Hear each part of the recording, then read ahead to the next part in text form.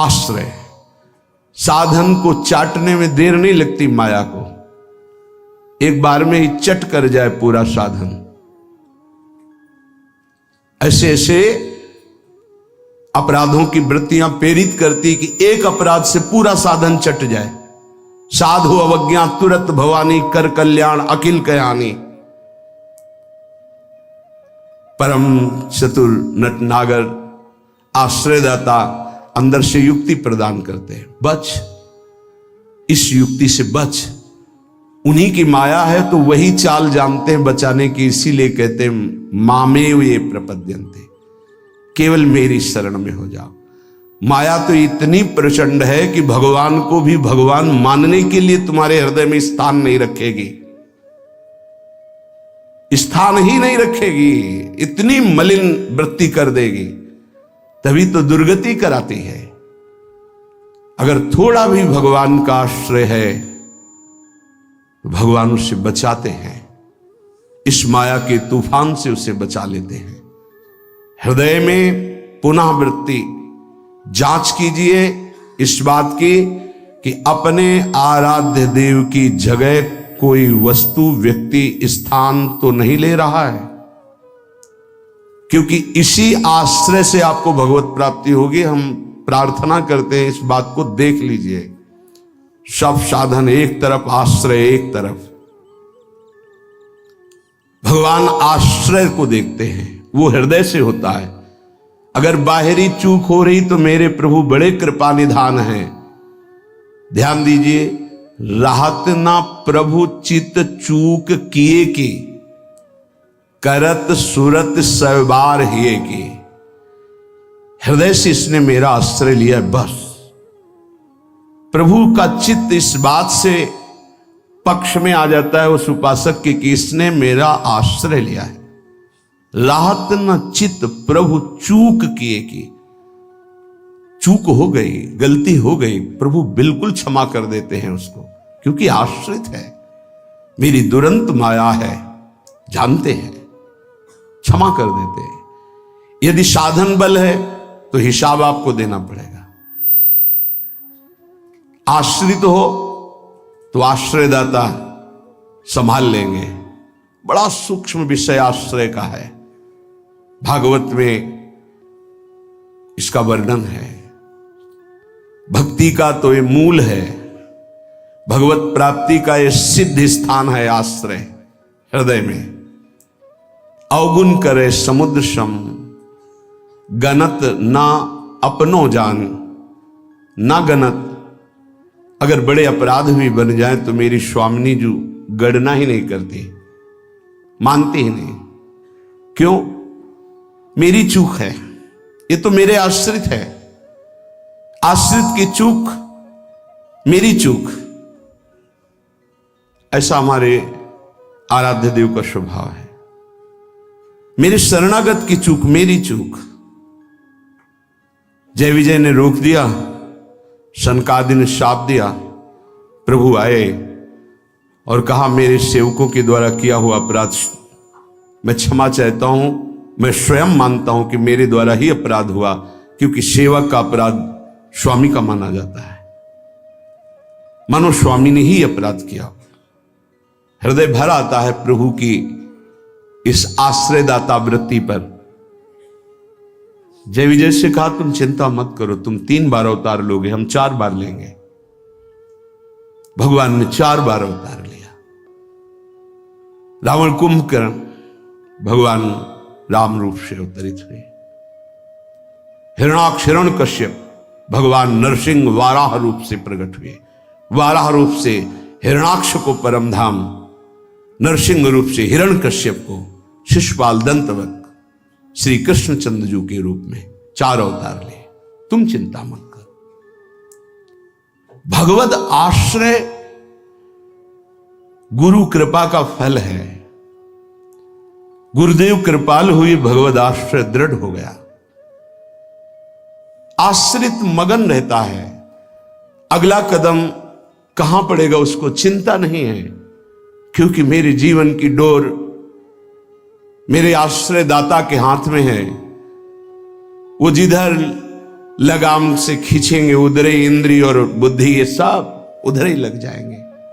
नाथ आप देख लो, मैं आपकी शरण में हूं। बड़े बड़े महाभागवतों ने इसी आश्रय के बल पर मायावी नाना प्रकार के काम क्रोधात पर विजय प्राप्त की। ये बड़े मायावी, समझ में ही नहीं आता। अगर शत्रु शत्रु के रूप में आए तो समझ में आवे, लेकिन शत्रु परम मित्र के रूप में आ जाए तो समझना बड़ा मुश्किल होता है। शत्रु यदि रिश्ते नाते के रूप में आ जाए बड़ा कठिन होता है। तो मन बुद्धि का संबंध बहुत समय से देहाभिमान में है। देहाभिमान में ही ये सब छुपे हुए विकार बैठे हैं, पता नहीं चलता। ऐसा लगता है हम निर्विकार हो गए, पर विकार छुपे हुए सूक्ष्म रूप से रहते हैं, अवसर आने पर प्रबल हो जाते हैं। इसलिए उपासक आश्रय, देवर्षि नारद को प्रचंड माया का भगवान से प्रेरित होकर आक्रमण करना, मोहित हो जाना, बिल्कुल तन्मय हो जाना। पूरा प्रसंग में ध्यान से सूक्ष्मता से देखिए। वो कह रहे इस समय कोई साधन भजन नहीं होगा, बस मुझे ब्याह करना है। लेकिन उस समय भी आश्रयदाता की स्मृति नहीं गई। ये आश्रय जोर का होता है। विचार किया कि मेरा हितैषी कौन, बोले हरि। ये महाभागवत की स्थिति को बार बार प्रणाम है कि ऐसी प्रचंड माया के बीच में भी आश्रय नहीं भूले और एकांत होकर पुकारा, प्रभु पधारिए, हरिए सामने। कहा नाथ हृदय से प्रार्थना करता हूं, जे ही विधि होए नाथ हित मोरा, करो सुबेगी दास में तोरा। बलिहारी है, ऐसी प्रचंड मलिन माया के आक्रमण में भी अपने स्वामी को नहीं भूले। आश्रय हृदय में बहुत जोर का। तो स्वामी ने कहा जे विधि हुई है परम हित। तुम हित की बात कहते हो? नारद, मैं अपने भक्त को कभी पतन के मार्ग में नहीं जाने देता। चाहे जितना उसका उपहास कराना पड़े, विरोध कराना पड़े, मैं ये सब सह लूंगा कि मेरे भक्त का उपहास हो रहा है, निंदा हो रही है, अपमान हो रहा है, पर मैं उसे पतन के गर्त में नहीं जाने देता। जाओ, जे विधि हुई है परम हित नारद सुनो तुम्हारा परम हित जिसमें होगा वही मैं करूंगा। और वही किया प्रभु ने, परम हित कर दिया। इसलिए आश्रय, आश्रित को किसी भी तरह से कोई भी परास्त नहीं कर सकता। खास बात यह है, जहां किसी ने आश्रित को यह देखा कि इसमें तो ना तप है ना बल है, तो वो ये नहीं देख पाया कि आगे तो आश्रित दिखाई देता है लेकिन गोद में बैठा है आश्रयदाता की। 5 वर्ष के प्रहलाद जी का चमत्कार कोई साधन भजन नहीं था। 5 वर्ष की तो आयु है, क्या साधन भजन है? गुरुदेव देवर्षि नारद ने आश्रय पुष्ट करा दिया गर्भ से ही। इतना जोर का आश्रय है कि इतनी भयावह परिस्थितियां आने पर भी मन डगमगाया नहीं। मेरे हरि हैं ना, मेरे हरि हैं, मैं उनकी गोद में हूं, वो कण कण में है। क्या दिव्य आश्रय! इसीलिए सारी दिव्यता प्रहलाद जी के जीवन में पाई गई। गुरुदेव नारद जी से पहले उनका स्मरण होता प्रहलाद, फिर नारद। प्रहलाद नारद पराशर पुंडरीक व्यासंबरी सुख सौनक भीष्मदाल ध्यान। सबसे पहले भक्तराज प्रहलाद जी का नाम, क्योंकि 5 वर्ष की अवस्था में निष्काम धर्म की चरम सीमा में आश्रय की भारी स्थिति में प्रहलाद जी को पाया गया। ध्रुव जी भी महाभागवत हैं, पर पहला नाम नहीं लिया गया क्योंकि उन्होंने अटल पदवी की आकांक्षा की। निष्काम धर्म की चरम अवस्था प्रहलाद जी की। नरसिंह भगवान प्रकट हुए और पूरी लीला करने के बाद प्रहलाद जी को गोद में बैठाल के कहते, मेरी आज्ञा है, आप वरदान मांगो। हाँ प्रभु, आपकी आज्ञा का पालन करने के लिए वरदान मांगता हूं कि मेरे हृदय में कुछ मांग ही न रह जाए। ये क्या वरदान? मेरे हृदय में कुछ मांग ही ना, आपको पाने के बाद अब क्या मांगू, क्या पाऊं? आश्रय, दृढ़ आश्रय, ये देहाभिमानी की समझ में नहीं आएगा। भगवद आश्रय, हृदय से आर्त भाव से जितनी दिव्यता वो सब आश्रय में विराजमान रहती है। इसलिए नाम आश्रय, धाम आश्रय, रूप आश्रय, लीला आश्रय, ये सब उसी परम आश्रय के खंभे हैं जिनके ऊपर प्रेम महल बनता है। इसी प्रेम महल में अद्भुत विलास और उसी में आपका प्रवेश, प्रेम विलास में। नाम रूप लीला धाम ये महल के खंभे हैं, प्रेम महल के। और आश्रय, दृढ़ आश्रय आराध्य देव का। कैसा दृढ़ आश्रय? यह जोरी अविचल वृंदावन, नाहिन आन सुकाज, नाहिन आन सुकाज। मेरे प्रिया प्रीतम, हमारे माई श्यामाजू को राज। देखो आश्रय, मेरे प्राणनाथ श्री श्यामा शपथ करो तृण छिए, कसम खा के कहता हूं, हृदय में केवल श्यामाजू का आश्रय।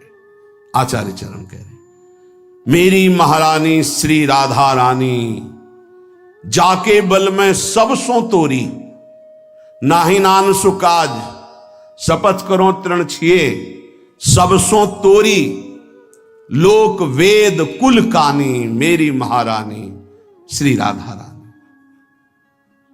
ये महान पुरुषों ने आश्रय को अपने हृदय की कृपा करके परिचय दिया, तब समझ। आश्रय सच्ची कहते हैं, आश्रय एकमात्र आश्रय। नहीं ऐसी धूल भरी आंधी कि तुम समझे नहीं पाओगे कि साधन कर रहे हो कि असाधन कर रहे हो। बहुत सावधानी की जरूरत है, क्योंकि चित्त द्रवित हो जाता है। द्रवित चित्त में जो भी संस्कार डालोगे बहुत जोर के होते हैं। जैसे मोम को पिघला दिया जाए, फिर उसमें जो छाप लगाई जाए वो बहुत जोर की लग जाएगी। चढ़ के मैन तुरंग पर चलिबो पावक माही, प्रेम पंथ अति कठिन है, सबको निबहत नाही। जैसे मोम के घोड़े पर बैठकर आग से निकलना हो तो कैसा खतरनाक खेल है, ऐसे द्रवित हृदय से विषयों को पार करना है। कोई भी आकर्षण, कोई भी व्यक्ति वस्तु स्थान अपना अधिकार बना सकता है हृदय में, क्योंकि द्रवित हृदय, एक बार छाप लग गई तो द्रवित हृदय की छाप को मिटाना बहुत कठिन होता है।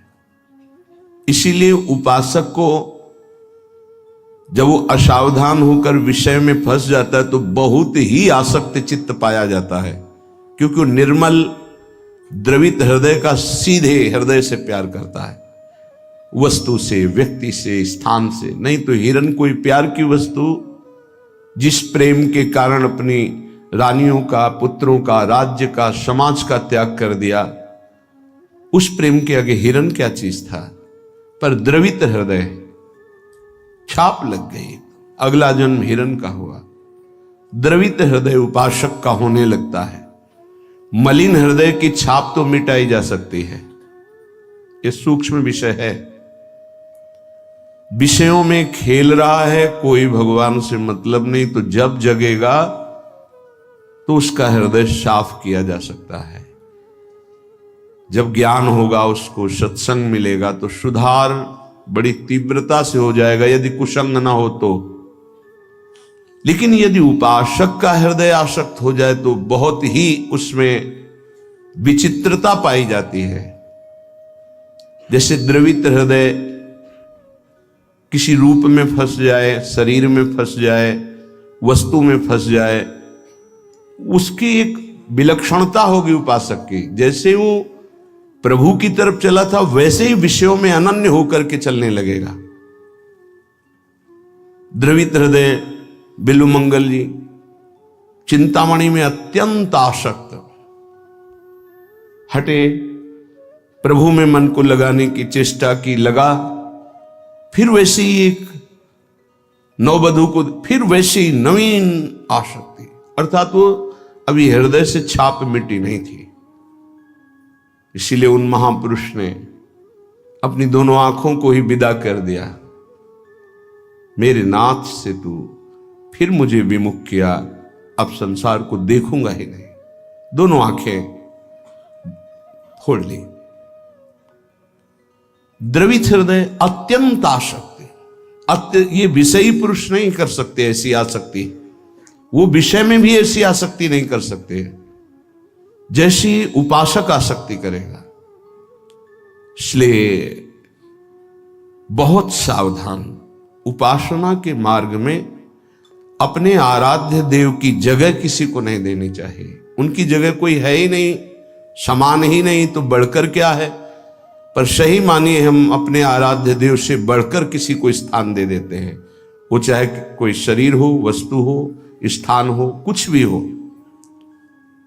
इसका परिचय यही कि अपने आराध्य देव के स्मरण का महत्व नहीं रहा, स्मरण छूट रहा है, स्मरण छूट गया और तुम राजी हो। तद स्मरणेन परम व्याकुलतेत, इसका मतलब तुमने अपने आराध्य देव से बढ़कर कुछ मान लिया। बड़ी मलिन बुद्धि है, बड़ा मलिन मन है। इष्ट कृपा गुरुदेव कृपा अवसर आता है मुक्त होने का। इंद्रियों को संयम में कर कर प्रेम समुद्र में डूबने का, पर धिक्कार है ऐसे मन को, ऐसी बुद्धि को जो पुनः मलिन भोगों में फंसा देती है, मलिन संसार के राग में फंसा देती है। विचार करो, कोई भी उपासक जब ग्रह त्याग करता है वास्तविक भगवत लक्ष्य करके, तो कितनी सामर्थ्य उसके हृदय में भगवान देते हैं कि माता के चरणों का राग, पिता के दुलार का राग, परिवार के राग को स्वाहा करके, शरीर के राग को पता नहीं भोजन मिलेगा कि नहीं, व्यवस्था होगी कि नहीं, कोई पीटेगा अपमान करेगा तो सह लेंगे, हर कष्ट सह लेंगे, पर प्रभु को प्राप्त करेंगे। हृदय का लक्ष्य ये होता है हर उपासक के, जो ग्रह त्यागी होता है, जो वैराग्यवान होता है, जो भगवत मार्ग का निश्चय करने वाला होता है, इतना सुंदर दृढ़ संकल्प करने वाला, फिर किस वस्तु व्यक्ति स्थान का महत्व रखता है? किसी का नहीं। तो फिर क्यों आसक्त हो जाता है? बड़ी लंबी लंबी यात्रा करके भगवत मार्ग की, फिर किसी क्षुद्र विषय में विश्राम मानने लगता है, मनोरंजन करने लगता है। जहां दिन प्रतिदिन वैराग्य बढ़कर के उपरति की स्थिति में आना चाहिए, वहां वैराग्य घटकर राग की स्थिति में आ गया। किसी वस्तु व्यक्ति स्थान की प्रियता ने अधिकार कर लिया हृदय में, ये भारी विडंबना, माया का प्रबल आकर्षण। बड़े कृपा पात्र हैं, उनके चरणों की वंदना करता हूं जो उपासक अपने आराध्य देव की जगह किसी को नहीं देते, अपने आराध्य देव के समान किसी को नहीं समझते, अपने आराध्य देव के लिए सर्वस्व त्रिभुवन के पद भोगों का त्याग कर देते हैं। सतरति सतरति सा लोकां तारयति, वो तर जाते हैं, वो लोगों को तार देते हैं। ऐसे महापुरुष बिरले होते हैं। भगवत कृपा से जो मार्ग मिला है वही मार्ग है। मम भक्ति युक्तो भुवनम पुनातु, मेरी भक्ति से युक्त हृदय वाला संपूर्ण लोकों को पावन करने की सामर्थ्य रखता है। चूक अपने लोगों से अब ये नहीं होनी चाहिए कि आराध्य देव की जगह किसी को दे दें। इसे बैठा लीजिए हृदय में। हृदय इतना ताला लगा के रखिए सुरक्षित कि हृदय में आराध्य देव की जगह कोई ले ना पावे। विश्वास कीजिए, बहुत प्रचंड भगवान की माया है, उन्हीं की है, इसलिए वो इतनी समर्थ है कि उनके स्थान में किसी को भी बैठाल सकती है। बहुत से नीच नीच वृत्ति को, बहुत से नीच नीच वृत्ति को, विश्वास कीजिए इस बात पर। अगर भगवान का आश्रय है तो साधु समागम मिलेगा और आपकी चूक का तत्काल सुधार होगा, तत्काल सुधार होगा। पर यदि अहंकार युक्त साधन रहा है तो लंबे समय तक तुम्हें झेलना पड़ेगा। जब तक अहंकार गलित होकर आर्त भाव से पुकारोगे नहीं कि नाथ मुझे बचा लो, तब तक ये माया पछाड़ती रहेगी। ये हम पढ़ी लिखी बात नहीं कह रहे, ये संतों के हृदय की बात कह रहे हैं, ये साधकों के हृदय की बात कह रहे हैं। जो हृदय में चिंतन हुआ उसकी बात कर रहे हैं। अगर हृदय को तन्मय किया जाए तो पूरे विश्व ब्रह्मांड में जितने हृदय, सब हृदय की बात हृदय में आ जाएगी। जैसे ध्रुव जी ने अपनी प्राणवायु बंद की तदात्म भाव से, तो संपूर्ण विश्व की चराचर जीवों की वायु अवरुद्ध हो गई, क्योंकि परमात्मा हृदय में विराजमान है। जो उसको जागृत कर लेता है तदात्म भाव से, जो पूरे विश्व को अनुभव करा सकता है। इसलिए मम भक्ति युक्तो भुवनम पुनातु। उपासक आश्रय से भगवत प्राप्ति होती है। इतना दृढ़ आश्रय, अन्य अवलंबन न हो, अन्य आश्रय न हो। जब तक शरीर का आश्रय रहता है तो देहाभिमान स्फुरित होता है, देहाभिमानी सोचता है कि अगर हम भगवान का आश्रय लिए तो हमारा साधन छूट जाएगा, क्योंकि साधन से देहाभिमान की पुष्टता होती है। मैं करता हूं, अहंकार विमूढ़ात्मा करता हमिति मन्यते। और जब हम आश्रय पर चित्तवृत्ति देते हैं, निरंतर उनका चिंतन, निरंतर सेवन, निरंतर गायन, निरंतर आश्रय, तो अभिमान गलित होता है। ये आंतरिक युक्ति है। अभिमान न रहे तो किसी विकार की ताकत नहीं कि हृदय में प्रवेश कर जाए। भ्रम तभी माया पैदा करती है जब अभिमान होता है।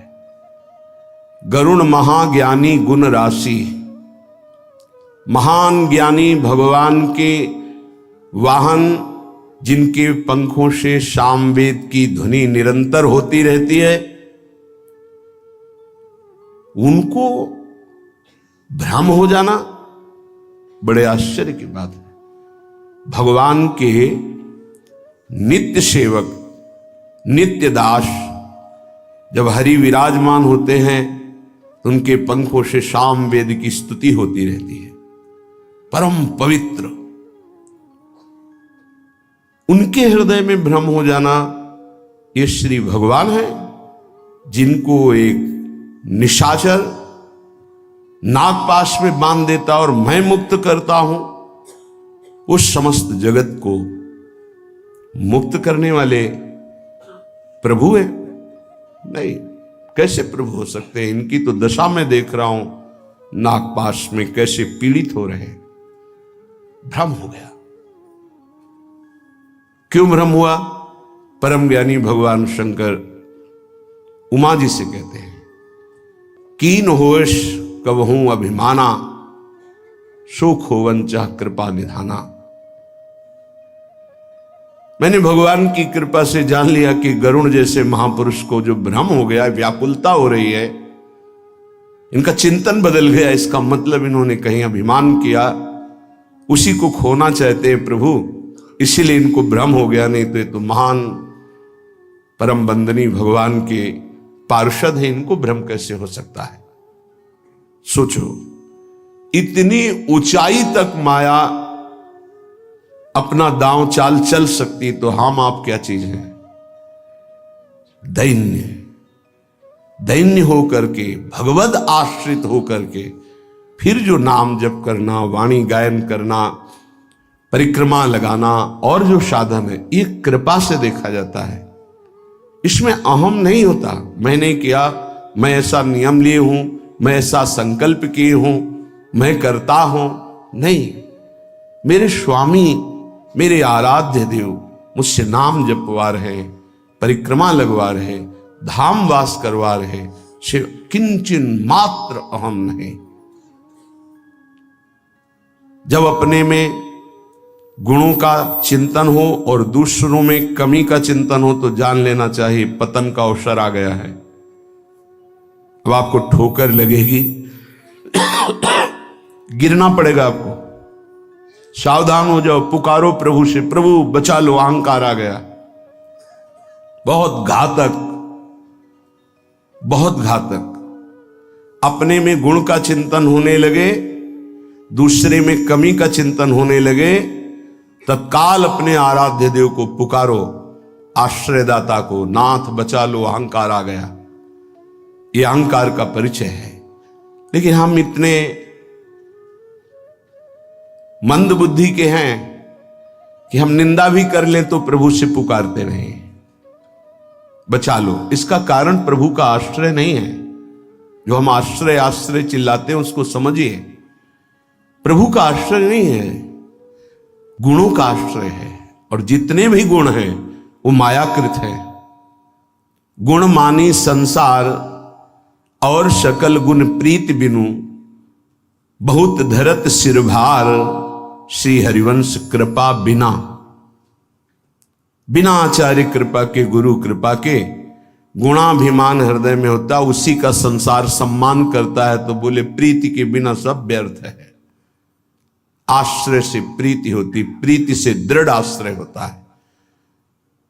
उपासक हृदय में देखता रहे कि जिनके हम आश्रित हैं उससे बढ़कर कोई ना हो, तो पड़े रहोगे तो भगवत प्राप्ति हो जाएगी। हमारे शब्द को बहुत बिना किसी तर्क के, क्यों में के इसे स्वीकार कर लो। यदि आश्रय दृढ़ है हरि का, एक ही उपाय से माया से मुक्त होने की बात भगवान ने कही। मामेव ये प्रपद्यन्ते माया मेताम तरन्तिते, इसमें कोई दूसरा शब्द नहीं बोला। ऊपर के श्लोक की पंक्ति में बताया अपनी माया की महिमा कितनी दुरत्य है, दुरंत है, प्रचंड है। दैवी हेषा गुणमयी मम माया दुरत्या। और उसके नीचे की पंक्ति में बताया उपाय उससे मुक्त होने का। मामेव ये प्रपद्यन्ते, बस माया में ताम तरन्ते, मेरे आश्रित। अभी ये आश्रय कैसे दृढ़ होता है तो उपाय बताया जाता है। आप ऐसे रहो, आप ऐसे चलो, आप नाम जप करो, आप वाणी जी गायन करो, आप ऐसे सेवा करो, इससे आपका आश्रय दृढ़ होगा। भगवत प्राप्ति आश्रय से होती है। विश्वास कीजिए, आश्रय से। यह गुण साधनते नहीं हुई, सर्वेषु साधन वरेषु चिरम निराशा। खास बात, आशा आश्रय दाता से है। आशास्य दास्यम वृषभानुजायास। हमारी आशा स्वामिनी जी से है। हमारा बल साधन नहीं, मेरे बल से वृंदावन रानी आश्रय दाता हमारा बल है। फिर हम साधन भजन क्यों करें? क्यों करना और करना, ना करना और करना, ये अब तुम्हारा विषय ही नहीं। तुम तो आश्रित हो।